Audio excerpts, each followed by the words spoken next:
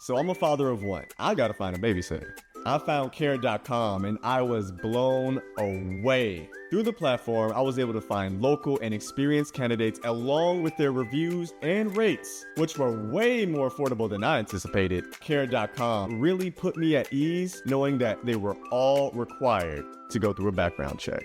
If you're like me and you need to find someone reliable for your childcare necessities, check out Care.com. Find the ideal sitters for your childcare needs. The following is a GoPowerCat.com and Spirit Street production. You've discovered your link to GoPowerCat.com's PowerCat Questions podcast, presented by Fridge Wholesale Liquor, and it starts right now. Now, let's go to the WTC Gig-Powered Studios. Here's your host, GoPowerCat.com publisher, Tim Fitzgerald. Welcome to the PowerCat Questions podcast, the podcast in which you ask questions. It's why it's in the middle there. Brought to you by Fridge Wholesale Liquor. Should be right at the end because you do need to go to the fridge every time you're in Manhattan. I don't know what you're thinking. Go to the fridge. Like if you're out there and the protest goes a little bit later than you expected and you need a treat, I mean, you could go through a drive-thru and get an ice cream, or you get something delicious for your adult self at the fridge. I did the app the other night. I was sitting around. I'm like, oh, I only have like 2 Pacificos left or 3 Pacificos left, and what if I want to keep drinking? So I got on the app and pushed a few buttons and paid and drove 2 minutes to the fridge from my house and 1 minute as I put it into the back of my car and 2 minutes home, and my beer was full again. It was amazing. I spent less time buying liquor at the liquor store than you would wait on a beer at some bars. Get into the fridge, or don't get in there. Just order on the app and they'll bring it out to you. It's a beautiful world. I'm ready to go to Tanner's. I'm just going to go. Screw it. Screw the Rona. I'm going to Tanner's. That's a good little slogan. Charlie, use that slogan. Screw the Rona. I'm going to Tanner's. I can't wait to get in there. Can't wait. Like nothing ever happened. Sit down at a bar, sit at my favorite table, and there is a Fitz table at Tanner's, watch some sports, eat some potato skins because it's healthy, and drink some cold stuff. They're our segment sponsor. Tim Fitzgerald, Zach Carlson, Ryan Gilbert. God dang it, I do it every time. Gilbert. It's like my little brain can't separate the two. Right here. Every time. I know, it's consistent. To answer your questions from Wabash Station. Now, this podcast is free, but the ability to ask questions on the podcast is reserved for our members. If you want to ask us stuff, you need to be on Wabash Station. Unless you ask us something really good on Twitter and we decide we want to answer it. But for the most part, you got to be on Wabash, and you missed a heck of a sale, but, you know, it's just a good time to join Go PowerCat before football season's here, because football season's coming. There will be football, and with that will come kick-ass coverage of your cats from Go PowerCat. We don't take breaks. We keep breaking it down. How was that, Zach? That was good. That was good. Yeah. Good enough. Yeah, I thought that was good. We don't take breaks. We keep breaking it down. Also, and Gills does some break dancing. Gills, have you ever done break dancing? Like No, sir. Spin around on your back? No, sir. I find that disappointing. I don't know if you'll ever see me doing it, but we'll see. What the heck is it good to me to hire a 21-year-old if they can't pop some moves off? Man. just sad. Zach, have you noticed right now in Manhattan you can't get anywhere? My wife was saying this. Yeah, it looks like college might even be cut off. I took some photos there of some of the construction that's taken place along College, outside the soccer complex, the baseball stadium, and then even between gates 1 and 3 to the football stadium, you can't get in. Gate 5 is the only gate you can get into. If you haven't yet, check out the construction update we just posted to Go PowerCat. Got some photos of the construction on the south end zone and some of those other areas I talked about. But yeah, you can't get anywhere. Kimball's ripped up. Where else? I noticed on Fort Riley Boulevard, if you're going westbound from the convention center, you literally have to. It's one lane traffic, but it goes from right to left to right within the span of less than a mile. Yeah, it's weird. That you're separated by. It's bizarre. It's like three separate road projects that all combine into one little pathway. Of course, Bluemont's torn up in front of Bluemont Hotel and by the new hotel going up across the street in the parking lot.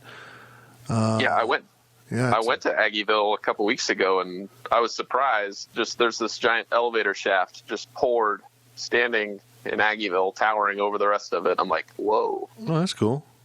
Yeah, but the hotel seems to be going up. I think the parking garage is really what was going up first. I think that's. Yeah, I think they're supposed I don't want to say it's done, but that's clearly what they're working on first, and then the hotel will come after that. And they also have Claflin closed across campus. So, Manhattan.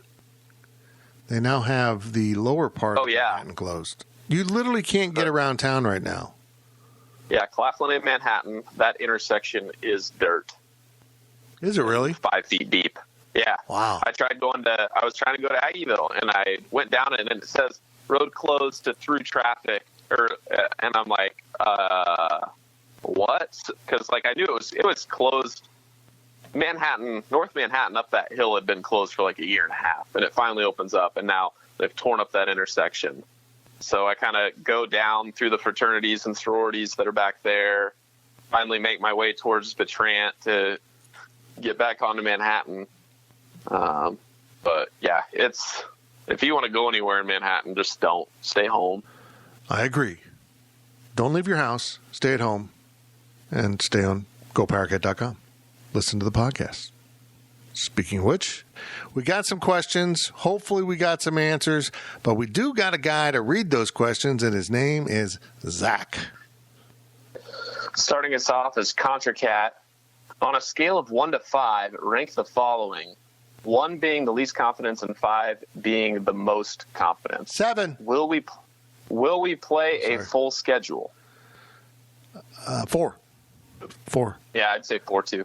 Yeah, I'll say 4. Hold on. You're saying 4 too, so you're saying 6? No, 4 as well.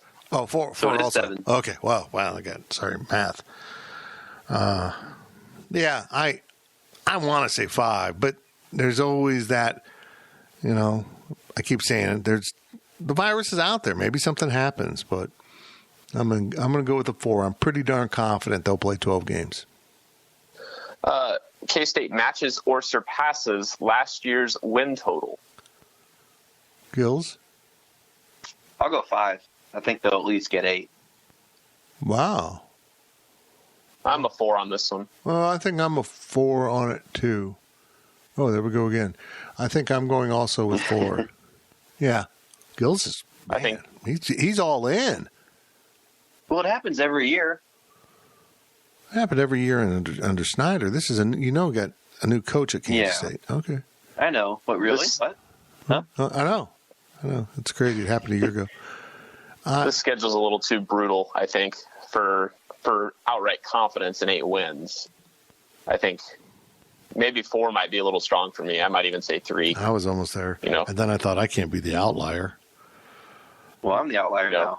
Well, you're a positive outlier. That's different than being the negative outlier.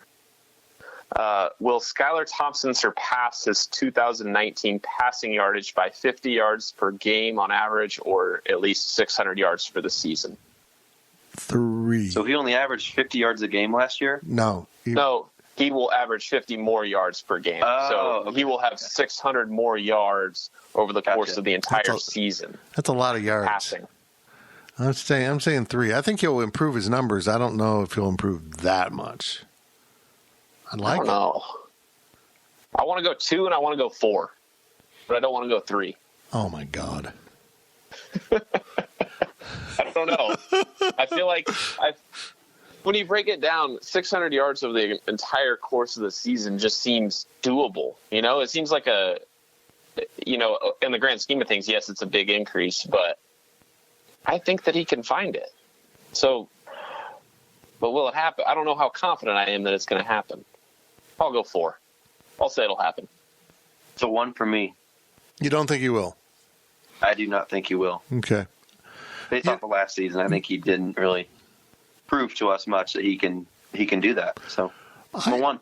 I'm the factor that nobody's putting into this is how good will they feel about the defense. I think they ran the ball a little bit more last year than maybe they would normally because they wanted to protect the defense a little bit and put them in really good positions. Will they take some more chances and maybe put the defense in bad positions? I'm not sure.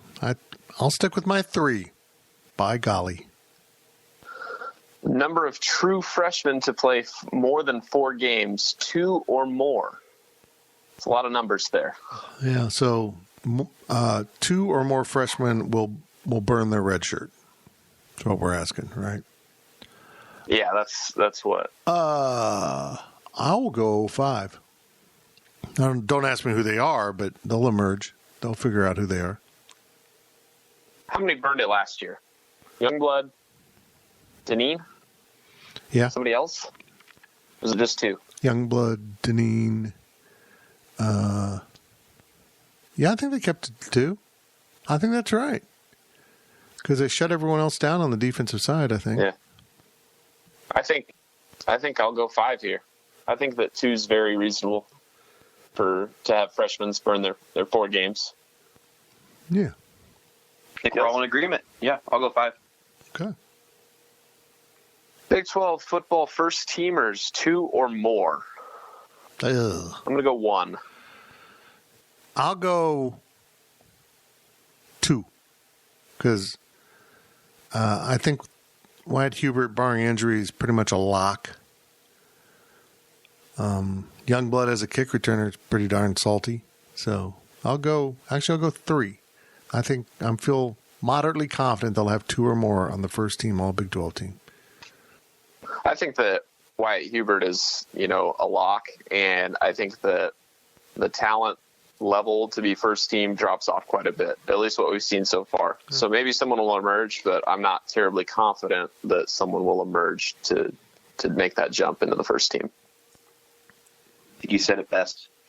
I'll go 2.5. Is that okay? Sure. We can make up the rules. Yeah, why not? It's literally 50-50 there, I guess. And then the last one from ContraCat here. How big will the drop-off be at punter? I guess that's not really a very good confidence question, but I think that there will be I'm confident that there will be a significant drop-off at punter. I would vote 1. Well, how does that work? Whatever says that there will be a drop-off. 5 or 1, whatever it is. I was going to say 5. I'm confident that there will be a large drop-off in punting. I'm 5 also. Did we do this wrong? Because this is like the 6th thing he's asked. So were we supposed to go through those 5 and then say, hey, number 5? No. Is the most I'm confident? so confused. Okay. You're thinking too much, Gills. Can you come back to me on this one? You want to phone a friend? You want to phone a friend? You want to ask the audience? Lifeline. Yes. Call up your buddy Tyler Lockett, huh? Oh, yeah. We'll get to that in a minute. We'll get to that. I'll go. We will have a drop-off. That's my answer. Okay. We all agree. No number. No answer. It's too complicated for me. I quit. This question's from ContraCat. Moving on from this is not the scale. This is a real question. Okay. If one player made the leap to first team Big 12 status, who would you pick to be that would benefit the team the most? So now we have to answer with the player's number. Oh, I'm so screwed on that. To benefit the team, Justin Hughes. Yeah, that was my first instinct. How about Briley Moore? The guy transfers in and pops up his first team All Big 12 tight end. I mean, that would mean the offense is really kind of in system for what they want because they want to throw it to the tight end more. Or Jackson Dean at fullback or something, whoever the fullback is gets first team because K-State's the only team that has a fullback. Like, that's weird. Something like that. Yeah, I think Justin Hughes is a good answer though. Yeah, Gills, you have anything? Malik Knowles, maybe if he can stay healthy. Yeah, if we're talking about first team selection that'll help the team, it's Skylar Thompson. If he plays, he plays at the level of first team All Big 12, K-State's in contention to win the Big 12. And if Malik Knowles is a first team Big 12 player, I think that means that Skylar Thompson is throwing more than 600 yards more than what he did last year. Yeah, that's a good point. There you go. I think that's a given. Yeah. It all came back together in the final question. From Purple Poncho Villa, and he's also got a set of questions here similar to Contra Cat. Oh man! But we're not ranking anything. But we're going to go through here. What side of the ball will be most improved from last season? The side with the laces.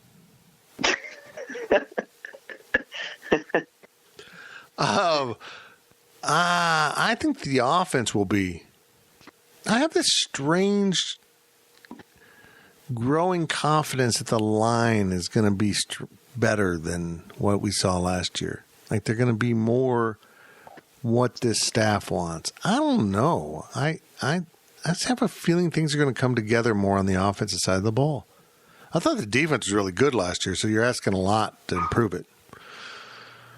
Yeah, I agree. I think that if you want to see for the defense to improve more than the offense would take a lot more than what the offense would need to improve to beat what the defense potential improvement could be. I think that, you mentioned the offensive line. I think that there's the opportunity that they have to be really improved, even though they're very unknown, and a lot of question marks there. I think that the offense has a lot of room to improve. Can I phone O'Reilly Gates? Oh, boy. Man, he's just falling apart. He's just falling apart.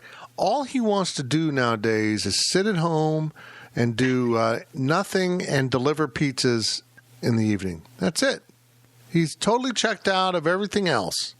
Are we calling the bullpen? I don't know. Do we need a reliever? I don't know. He's just you know what? He's trying not to make anyone mad because he's going to be called to account for the Tyler Lockett nonsense coming up real fast. And he's just like, I'm the new guy. I'm cute and cuddly. Don't be mad at me. That's what he's playing right now. It's a con, people. Don't listen to him. I'm in danger. Got my bluff. What position group will be the most improved from last season? That's hard. I'm going to say quarterback. I think Skylar Thompson will be the most improved player this year. Well, that'd help a lot. That would help a lot. I would hope. Yeah. I'm going to go tight end, fullback, the H-back thing. I think that pairing will be much better. I think Lenners will be trimmed down, healthier, stronger, back from his knee, and then, he has some real competition now at tight end, and everyone that plays fullback is going to have more experience in the system. Is he there? He is there. Is he alive? What other lifelines does he have? My God, he's out of lifelines. All he has is cinder blocks tied to his ankle at this point. Do you need a 50-50? Oh, that'd be great. That'd be great. I'll go offensive line, like you said earlier, Fitz. They could definitely. That'd be a good sign. Improve. Do you need a snack, Gills? Do you need to go get some Twinkies, little Sugar Rush, little Debbie's? Ooh, those would be good. Yeah. How about a pizza? A pizza. My God. You know what's going to be funny is when Gills comes back and we see him for the first time, he's going to weigh 370 pounds. We won't even recognize him. Hi, guys. I deliver pizza.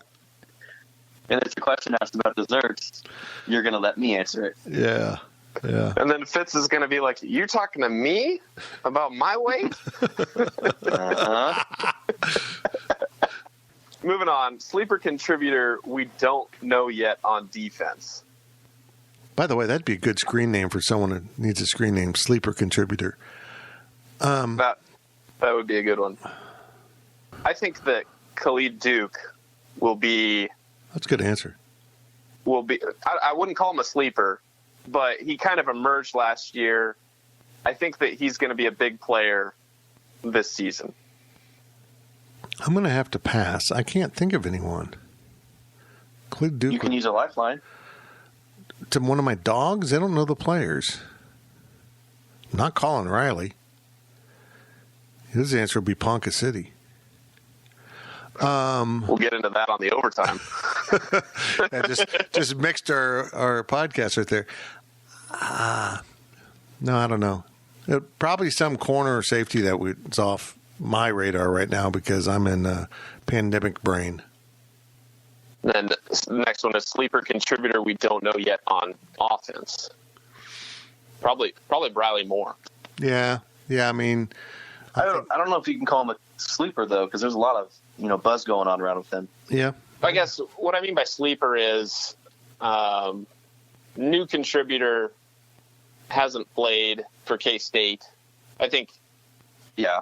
Maybe sleeper's the wrong word because you know who he is, you know what he's capable of. He's familiar enough, especially with Skylar Thompson, and them reuniting, but we don't really know him, so that's kind of why I go with that answer there. Yeah. Maybe a running back and we'll ask this I think in the second half of which running back will emerge, but. You've got Joe Irvin and Jacardia Wright. So, one of them could be, which one of those, and again, we will get into this, which one will become, the bell cow, so to speak. But I think that, with replacing Jordan Brown, replacing James Gilbert, Harry Trotter's still there, but I think that he's going to kind of maintain his role kind of as that third option there. Yeah. So we'll just kind of have to see where that one goes. For defense, I'll go A.J. Parker as my sleeper pick. How's he a sleeper? He's a starter. Well, we all know about him, according to Mr. Zach. But that's not really the... I don't know what Gills is up to today. Are you high? Are you high? No, I'm not. I'll go offense. I'll go Joaquin Gill. Is that acceptable, or am I going to get on blast for that one as well? That's fine. Yeah, that's fine. There we go, because he's kind of taking a back seat to Knowles and Youngblood. So as far as the hype goes and stuff like that. So is that my first correct answer of the day? Yeah, that's fine. It's defendable. The last one from Purple Poncho Villa. Will Willie have to wear a mask during games this fall? Oh, that's legit, and that would be funny. The problem with that is it would cover up how he sees people. Isn't that thing already a mask in itself? Yeah, so is he talking the guy inside Willie or actually Willie? I don't know. There's a guy inside of Willie? Willie's not real? I'm sorry, kids. My bad. If Willie's there, will they have cheerleaders at the games? And what cheers will they be leading? For exactly. No one. That's the questions we need to be. Potentially no one. You know what I think I want to do is I want to get that photo of Travis Oaks ripping Eric Crouch's head off with a face mask and put that on a face mask. Like an ironic photo to put on a face mask that you can wear to protect yourself from the virus. The face mask. Oh, like kind of like all like the team ones that they've printed up and they've made? Yeah, but just that picture. Yeah, just that photo of him ripping his head off by grabbing his face mask and use that on the face mask. That's the best legal play ever in football history. No, it is great. They're still bitter. They would have won the game and national title and the Super Bowl and the Olympics if that hadn't happened. From Adam K63, will the elimination of satellite and on-campus camps this summer hurt K-State for their 2021 recruiting class? Satellite, as my Dave Matthews tribute. Yeah, it will. I don't know if it'll hurt the class, but it hurts their ability to evaluate. Those are really important things to this staff. That's how you find sleepers. Find the people that everyone else misses. You get them into your camp. You see them with your own eye. You can give them directions, how they respond. Do they improve over that time you're with them? and you offer them scholarships, and they don't have that. So I think it will have an impact. Whether it impacts the class overall, maybe they do a marvelous job adjusting, and it doesn't really. And would we know if it impacted the class? I mean, would we know they would have had a better or worse class if they'd had those available? So, but it does suck for a program like Kansas State. I think it hurts, but at the same time, nobody else is having their camps either. So I feel like the playing field is somewhat level there. I think that it hurts K-State from a get them in, show them the goods, and be able to kind of sell them there on campus. But, it's a pretty level playing field as far as trying to find the sleepers, find who's going to complete your class. It'll be interesting to see. Last question of the first half from Salt Hawk Cat. Welcome back. It's been a while. How impressed are you with the current commits in the 2021 recruiting class? And all but one of them are in the top 1,000 players. And Salt Hawk Cat thinks that Klieman seems to be solving the depth issue pretty quick. But are we concerned with the lack of offensive linemen in the class? Yeah, they need to beef up the lines. You kind of go through cycles here. What it looks like to me is they got some receivers, and then they were able to go out and tell the receivers that they still wanted, hey, we're down to one slot in this class. Either you take it or someone else is going to take it.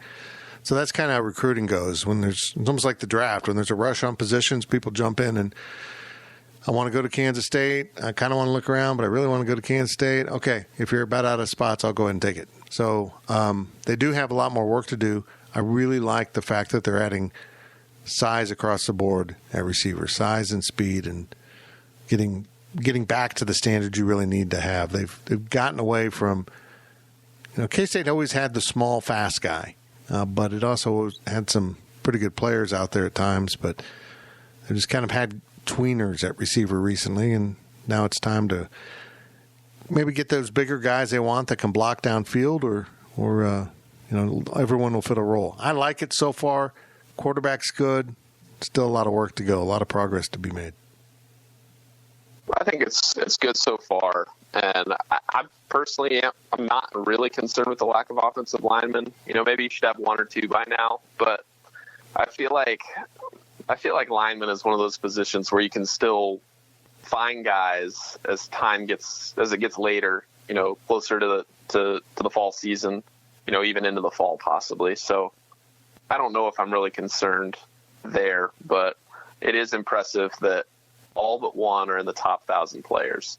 If you math that out, obviously that's not the rankings right now, but if, there's 25 players per class, that puts K-State's players all, pretty much top 40. So as far as teams go, if you put them all into teams. So really, really pretty good there. Okay. That it for the first half? That's it for the first half. Man. Gills, you were... Hopefully next half is better. Yeah, you saved up. Let's be honest.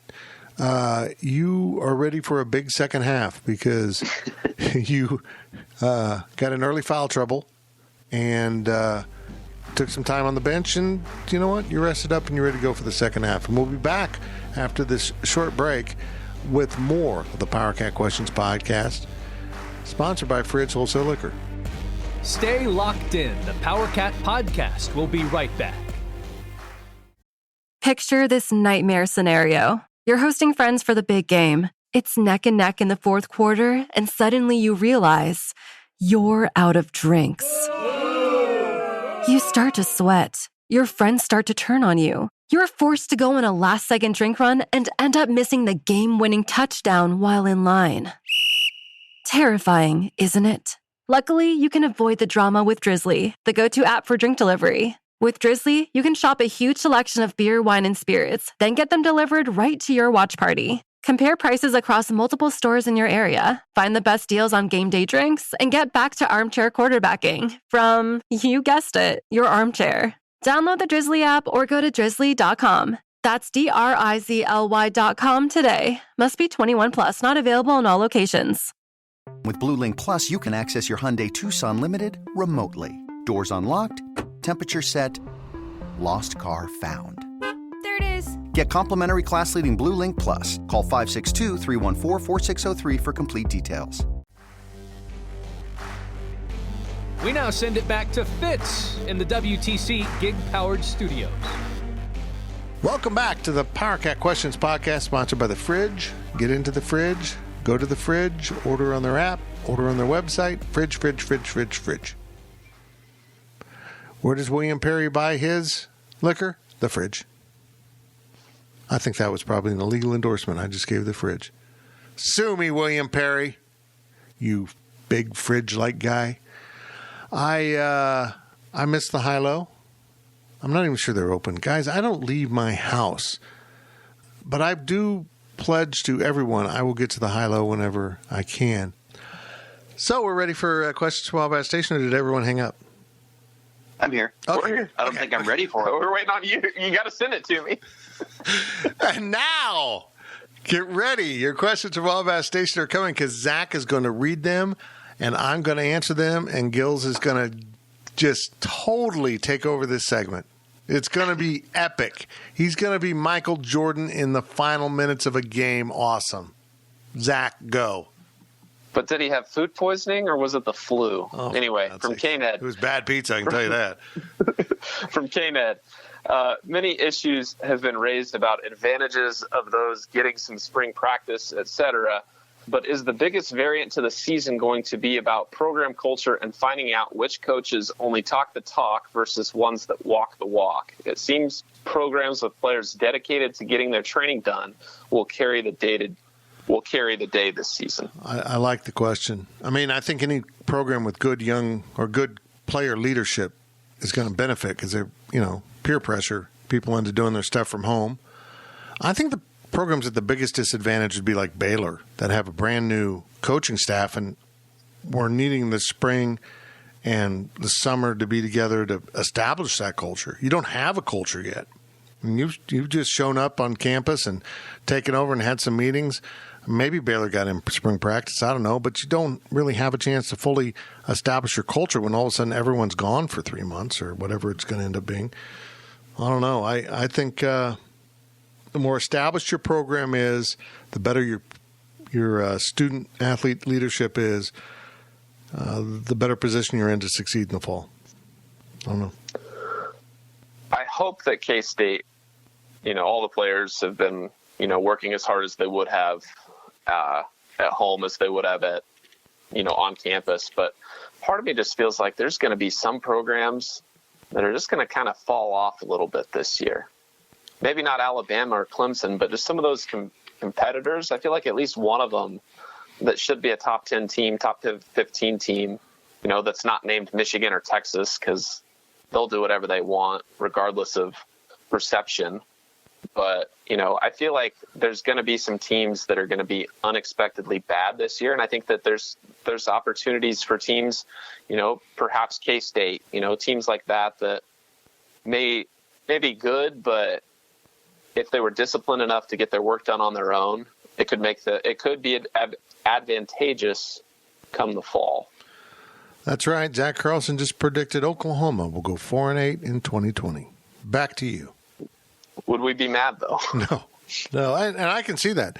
Someone, I don't know Oklahoma, but someone that you expect to be a conference contender for their conference title pops up and goes 5-7, doesn't make a bowl. I can see it. It's a weird year.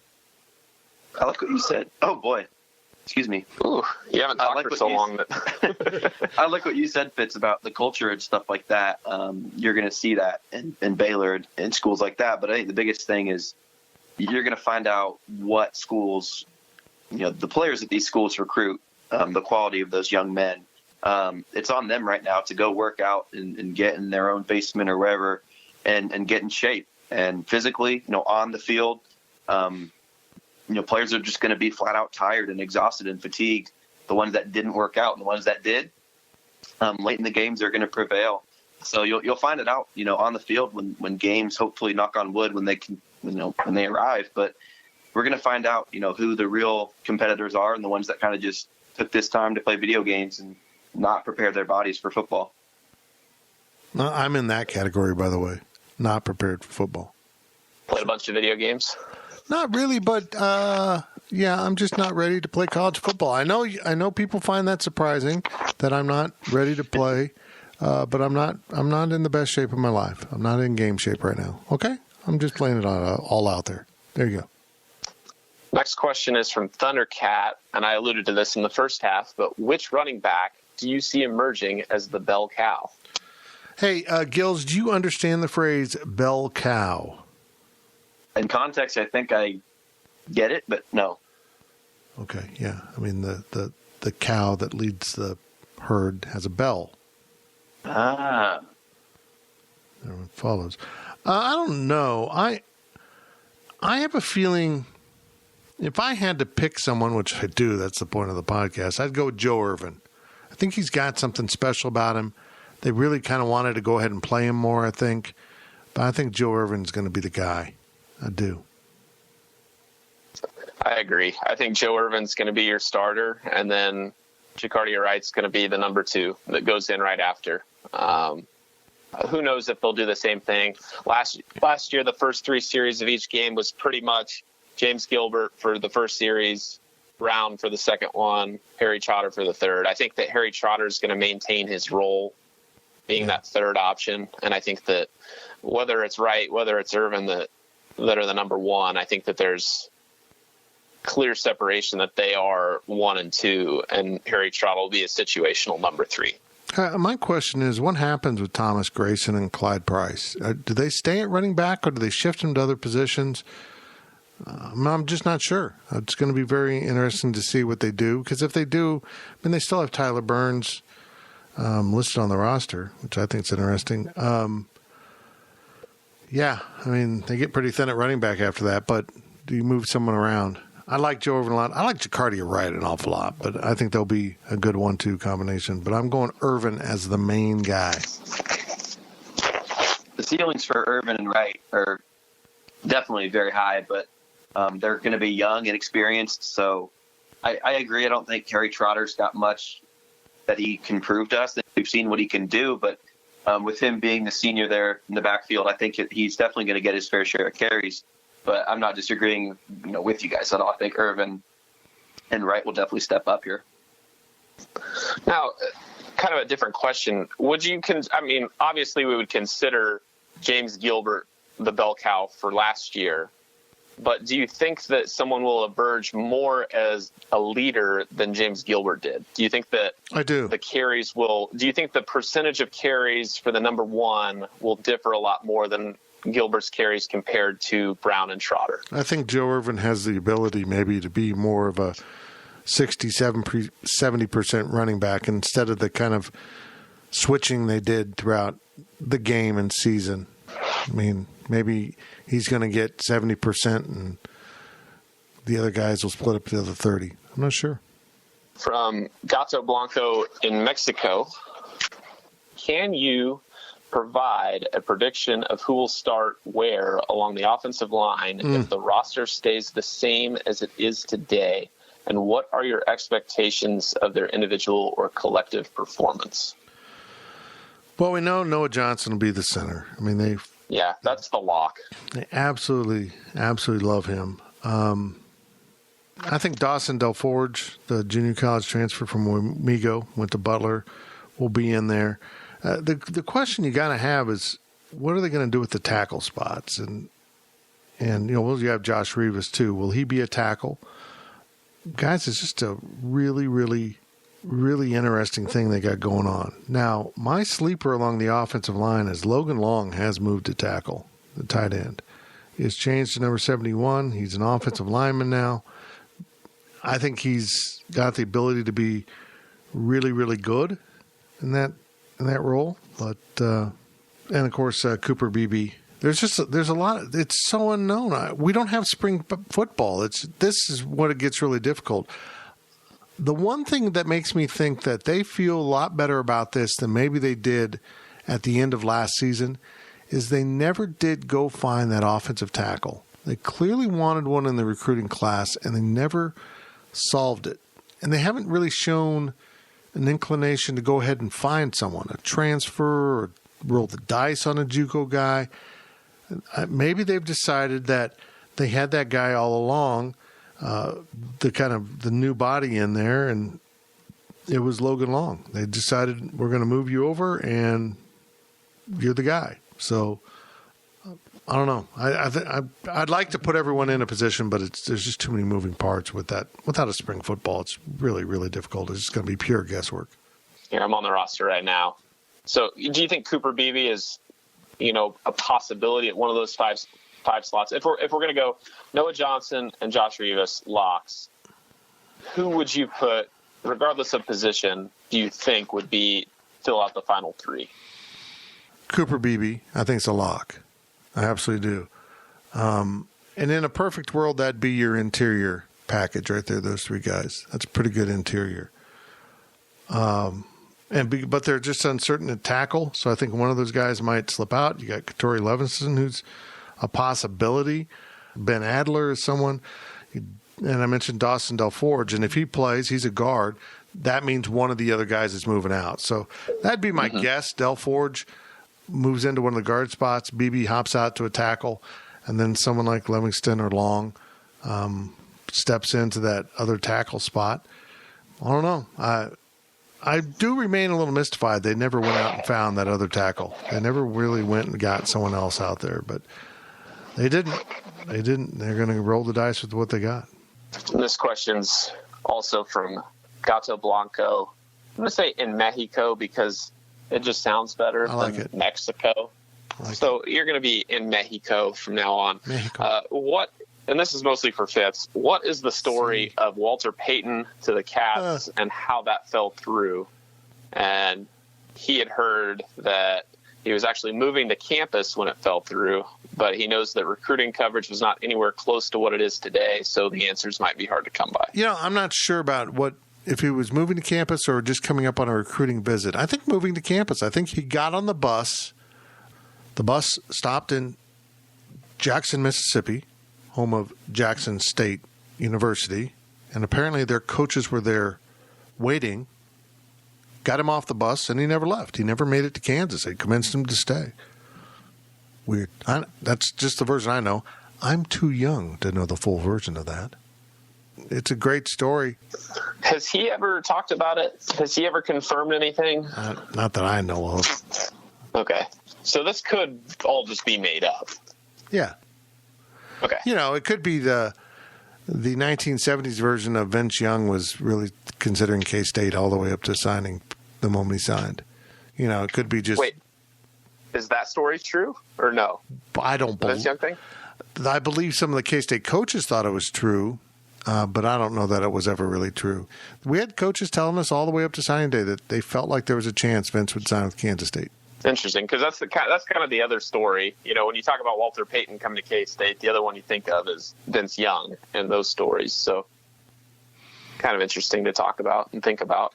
Well, Daniel Thomason supposedly fell asleep in a meeting with Bill Snyder. So Coach lulled him to sleep, and Coach didn't want to sign him then. But, the all-time greatest is Barry Sanders. That story is my favorite because a friend of mine that comes from him. When Stan Parrish came back from looking at the kid in Wichita who nobody had offered a scholarship to, and he told my buddy who worked in the athletic department at the time, bit too small, step too slow, not going to offer him a scholarship. Barry Sanders got a scholarship offer from Oklahoma State. So, man, I know. Long live Stan Parrish. Moving on, Email Wildcat 82. With the South End Zone project in progress, will our newly updated sound system be complete for September 5th? Seems like we need that to compensate for less butts in the seats, or will it be just as loud since we'll be so excited just to see a real game in person? It's supposed to be ready for the season. The boards and the sound system go together. Yeah. That's all supposed to be in place, so yeah. And I'm not convinced there won't be full access to the stadium. I'm not convinced that we're going to have limited crowds. I've been telling people this. If we get on a month on the other side of these demonstrations where large crowds of people have been packed together, wearing masks, mind you, and shouting and yelling and sweating and doing all the things you do in that kind of environment, we don't see a surge in infections. I don't see why you can't have, crowds available at games. It's the same kind of principle. We're not seeing surges out of things that we thought we might. So I'm not so sure. It'd be come at your own risk. Yeah. And I think a lot of people won't go just because of the risk. So I don't think it'll be a packed house, but I think we might be getting closer to that if we don't see a surge in infections in these cities where large crowds have gathered, not socially distant, been yelling, been around each other, been active. And if we don't see spread, why can't you have an audience at a football game? Well, there was an Oklahoma State player today that announced that he contracted coronavirus after he went to a protest recently. But I don't know if did he or did he have it before and it's now showing up? I mean, it's like an incubation period, so it's hard to tell when you actually get it. I think what I'm saying is I think we got to get a good 2 weeks down the road when everyone that would be infected by then. Back to him, whether he caught it at a protest or not, if he didn't catch it there, he was certainly infecting people if he had it before then. So, it's kind of, you don't really know until I guess. But it's interesting to me. It'll be interesting to see if we do get on the other side of this. We say, hey, if we're wearing masks, and we're around other people and there isn't really that much increase in infection, I could see, perhaps stadiums start opening up. But it'll be interesting to see these schools like Iowa State, I think, announce that they were reducing their capacity, maybe some others around the country doing less. It'll be interesting to see if they hold with that or if they try to expand and add more people into the seats. So I think that a lot of people have shown their hand, and a lot of people like K-State, they haven't really said anything. They're just kind of play it by ear. We'll see. We'll make that decision when we get there. It'll be interesting to see if anybody reverses course and decides to add more seats. I agree with all that, and hopefully we can get football with fans. But like you said, Iowa State announced they'd only have half capacity, and you would hope that if there are some positive things that come out of these protests and stuff, then, and in regards to the number of cases, then you would hope that they would be flexible and look at the numbers and then take away those restrictions. But I know that Iowa State, it was just reserved for the season ticket holders, and I believe there wouldn't be any students there. I don't know if I'm correct on that. Do you know, Zach? I don't know if that's correct. I would hope not. That seems very bad to have college football and say, oh yeah, the students that go to school here, you can't go to the games, but the people that pay a whole bunch of money that used to go here can come to games. So if that is the case, that's a very bad look. So I'd have to look into that, but I doubt. It doesn't make sense. 60,000 or 30,000, there's going to be infections, or there's just not going to be many infections, straight up. I think it's, in my opinion, it should be an all or nothing. You got no fans, or you've got everyone that wants to come can come. So that's just what I think. I'm kind of with you on that. I'm too. We're either going to do this or not. And picking and choosing winners and losers, I'm not sure how you pull that off. I know this. If I'm paying for a suite, I'm going to be in my suite. I'm paying a licensing fee and I help build this suite. I'm going to be in my suite with my friends. And we can determine who's in there and we can hold each other accountable. But I think those areas will be full. I don't see how they won't be. Those people pay too much money. That's where a lot of the revenue is, not in student sections or general ticket sales. From ContraCat, do you have any idea what a socially distanced press box would look like? Will this mean less total media? And would there be more outlets interested with less on-site fans, or would they spread you out into new areas? I'm not giving up my seat next to Fritchin. He's my cuddle buddy. If there are no fans, I could definitely see more media trying to come to games. It really would be like a K-State basketball game. I know that a lot of you guys might not be, listeners might not be familiar with how that setup is, but literally every station in Kansas City, every station in Wichita, obviously the Topeka stations come, but they come to pretty much every game as it is. But it's a madhouse, the number of people that feel like they need to be at this game, cramped into a tiny space in a Bramlage closet. I could see a lot of media, fringe media perhaps, that might be media, might not be. They might have a blog, they might have a podcast trying to get stuff, but I think that credentials are going to be very heavily scrutinized if there's a limited number of fans, especially if they don't allow fans at all. I mean, I don't get one. You're going to be you're going to pilot the drone, but it won't really be a drone. You're actually going to be piloting it, so we're going to get one big enough for you to ride on. Verified and established media outlets will continue to get their access, I think. I don't think that anything's going to change on that. I don't think they're going to limit credentials. If you've had so many credentials or whatever for, as long as you've had, I think that you'll be fine. It'll be, small town paper in Southwest Kansas that has never covered a game ever trying to get credentials. And maybe you're like, yeah, probably not legit there. Well, if there's no fans, why not just spread every media member all across the stadium? Yeah. It's possible. Could work. I could see a lot of people being really upset that they're outside. There's also the possibility, guys, that you mentioned KUK State. I thought you were going with the Allen Fieldhouse games where there's not enough room in the arena for the media, so they actually watch in the media room. I mean, is it possible that's a good example, yeah. They would show, if there's additional media, they would show the game in the team meeting room where we have the post-game press conference? And you can be in there to watch the game and then be there for whatever kind of press conference we have? I don't know. These are all great ideas. Brought to you by the Fridge Wholesale Liquor. And then ConcertCat also asks, do you think credentialing for away games will be significantly different than before? And will you have staff at all games? If they let us, we'll be there. Yeah, we'll be there if it's Fritch and Zach are going everywhere. Gills will hop on board if it's close by, or Michael Goins. I don't know.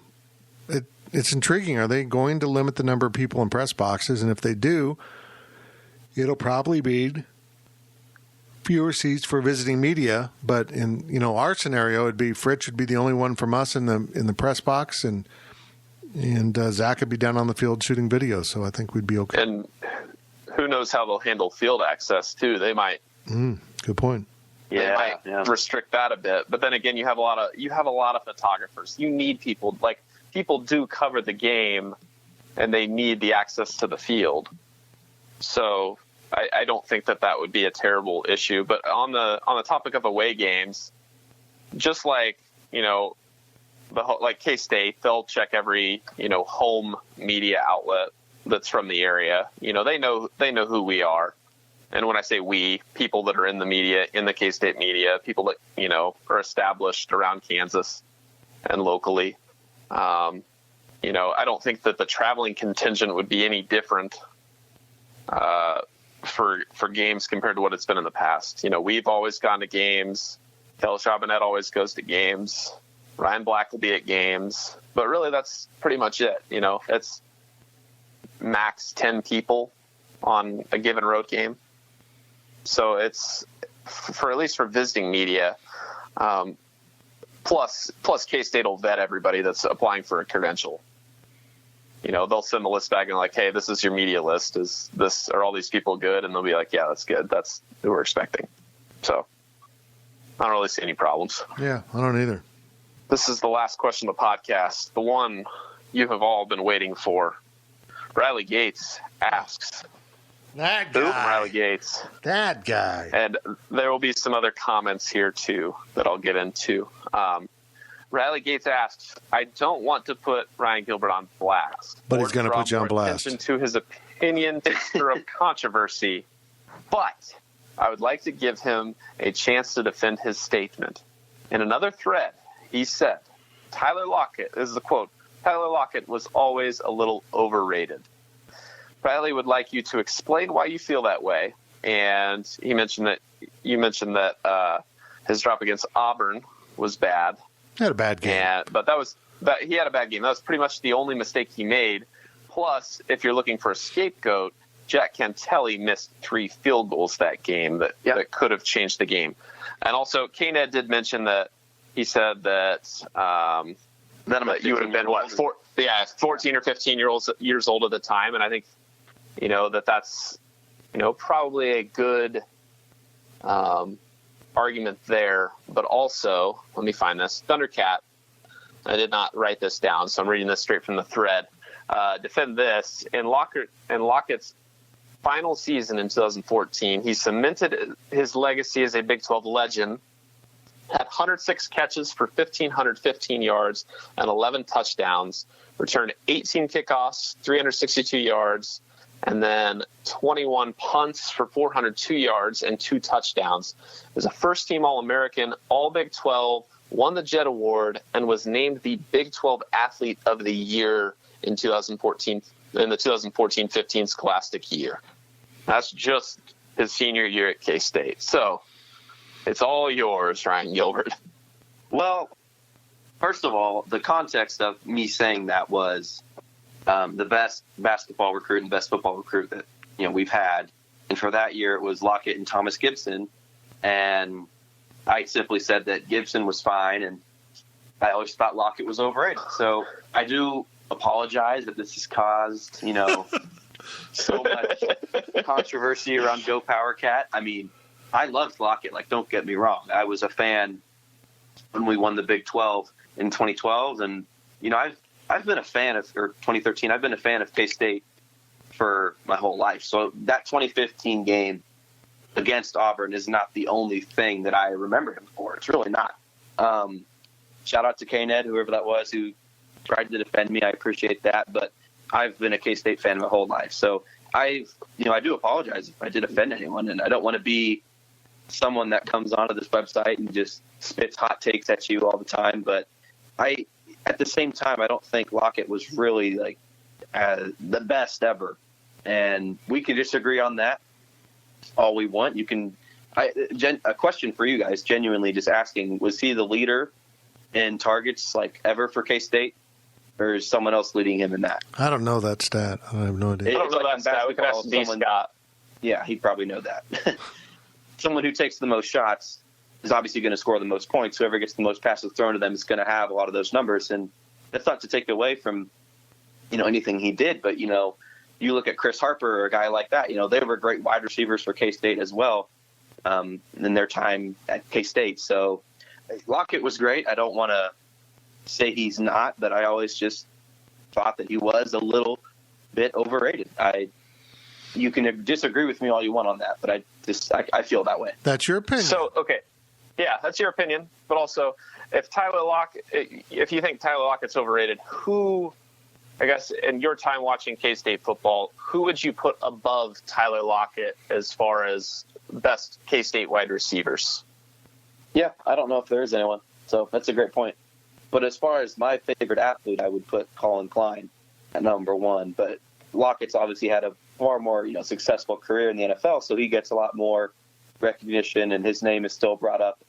So, and that's totally fine. But for me, Colin Klein would be, that answer to your question if it was for any position. No, I was asking wide receiver. Well, would you put Chris Harper above Tyler Lockett? I mean, you mentioned him. Yeah, I wouldn't put him. He was only here for 1 or 2 years, right?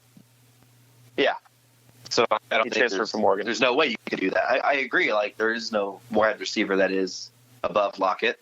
But also, you look at his family history, that just kind of adds more hype around his name. So if he was great, I'm not trying to say he wasn't, but maybe if he was not as good, people would remember him to be better just because of his family history at K-State. I think that's a fair argument. That Kevin and Aaron's legacy gave Tyler a leg up as far as perception goes. But he did live up to it, I think. He did, yeah. I'm not trying to say he didn't. Yeah, but I think that's a good, a good argument to have there, that the family name, the Lockett name, helped him out. It'll be interesting to see where his brother goes. I think he's a sophomore this year, junior this year. Sophomore, I think. Sophomore. So it'll be interesting to see, how, I think it's Sterling, right? Mm-hmm. That the name Sterling. Well, it'll be interesting to see how Sterling does, and if he gets a lot of offers from a lot of big places, and if he considers going away from the family school. So, but yeah, I think if you want to use that as a basis of an argument that Lockett may have had a leg up, I think that's fair to say. Thank you. I appreciate that. Yeah, well, but I'm not trying to say he wasn't great, because he was great. I don't agree with your opinion, but it's your opinion, and I'm glad that Riley Gates was able to ask that question, because nobody ever disagreed with Riley. Never. So, every take Riley had, everyone was on board. Is that it for the podcast? That is it. That is it. We appreciate you listening. Of course, we'll have the overtime coming up on Friday. This was a day later. We're a little out of whack this week because of scheduling the Life of Fitz podcast. But if you haven't listened to Maurice Mack, a great safety for Kansas State, although he said he was pretty average. Oh, talk about bad takes. Listen to the Maurice Mack chat I had with him on the Life of Fitz podcast. He's great. We talked a lot about current events, and he also got into Ron Prince. And in some ways, what he didn't say was awfully telling about what he thought about Ron Prince, but he also didn't hold back. So we keep on podcasting. Everyone be safe out there. Don't loot Go PowerCat if you're ever in town. Don't loot it, because you'll end up stealing coffee from Fritchen, and it'll just get ugly. And I'll have to replace it for him. Newbie, go get me more coffee.